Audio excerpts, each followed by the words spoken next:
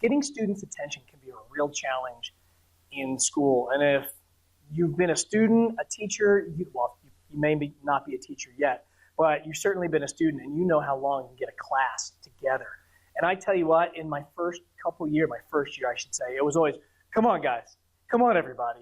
Hey everybody, yo, hey, I'm waiting. And then I learned a few tricks that really changed everything.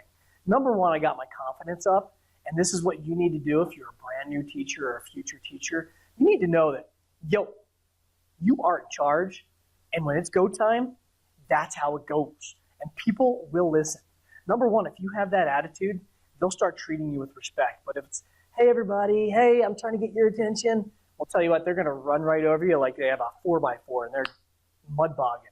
So a couple things you can do to train your students to get back on task, because I like it when students are off, when they're talking and doing things. That's a good thing when they're collaborating and they're processing things like that. But when we have to come up here, I need their attention. So a couple things that I do. Number one, bought this 4-chambered train whistle. You can find it on Amazon or whatever it is, and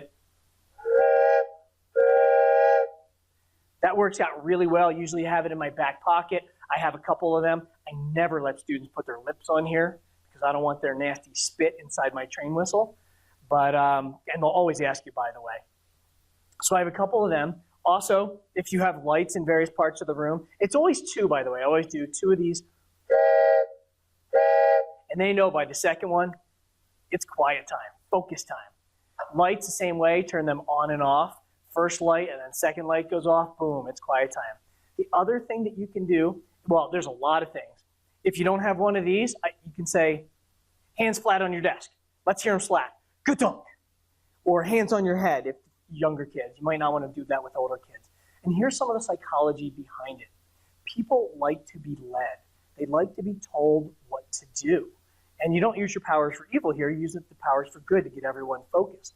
So if you give someone very specific tasks, for instance, this is the one that I use probably more than any. I say, every pair of eyes on me right now. And even if you'll see most of the eyes come at you, and these students on here doing it, everybody else will be quiet. They'll be like, and all of a sudden those pairs of eyes will look on you. Okay, I just want to clarify what we're doing here. A great point on that last thing. So be very specific when you're trying to get your class pulled together. But if you're that person, come on people, come on students, come on. I'm telling you, they're going to run right over you. And you need to find a better way. So either use one of my suggestions or talk to an experienced teacher who has them disciplined. Best of luck.